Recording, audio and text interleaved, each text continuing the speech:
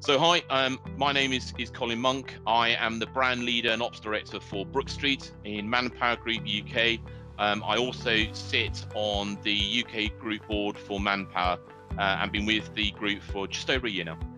Yep, so I joined the Royal Navy in January 1995 as an officer under training, as all officers in the Royal Navy do, to begin my career at the Britannia Royal Naval College at Dartmouth. And initially, my intention was to join as a pilot within the Royal Navy, but going through selection, I was offered the opportunity of a longer career, and that would mean, first of all, I would initially join as a warfare officer, and then I transferred to flying duties, ending up flying Lynx maritime attack helicopters, which was therefore that really ended up the first 8 years of my Royal Navy career.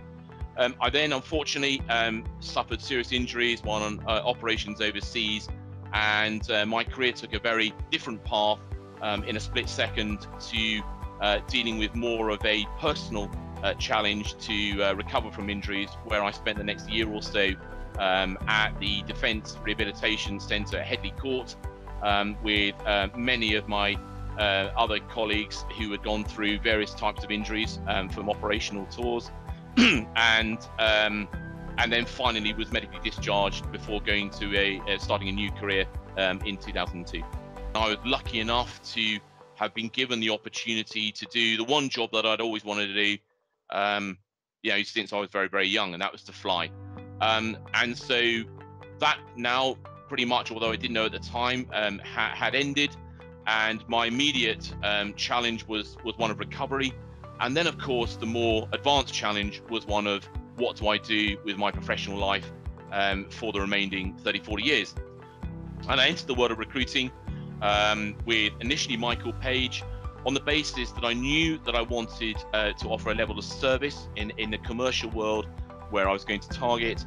And also I wanted to be essentially in a future career where I would learn and continue to learn, and also continue to prove myself, prove a level of capability.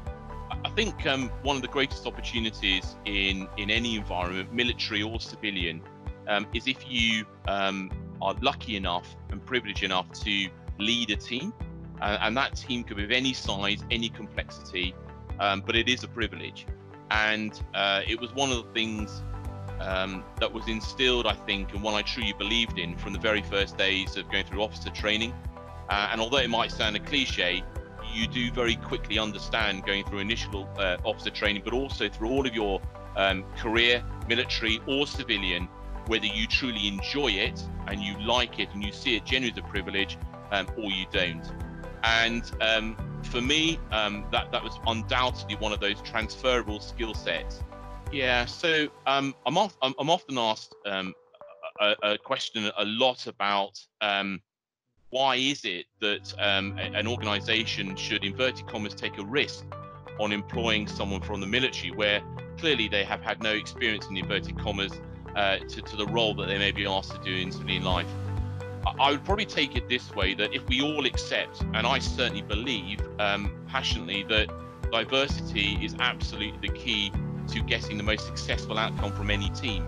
From a military perspective, I serve with people all over the world from different forces, different backgrounds, different skills, different status, different levels of seniority. And I can say without exception that the most diverse set of team that was put together always achieved a better outcome.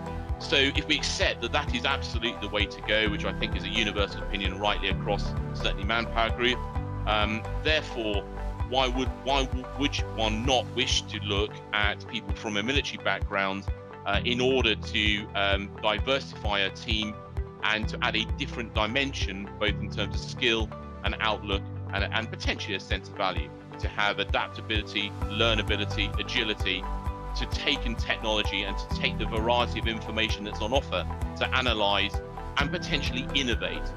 And all of that are the skills that someone from a military background can bring undoubtedly to the commercial world, to the civilian world. I think an organization, a good organization who is a good fit for someone transitioning from the military, is one that has confidence in their own offer. and has confidence actually to select on a truly diverse basis.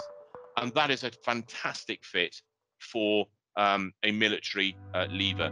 And all of these organizations that have moved tremendously over the last few years, if you look at the level of hires they've made from the military environment, there's some really great examples of success, and how the partnership of organization and selecting military leavers just works in perfect harmony to achieve objectives for both parties, really.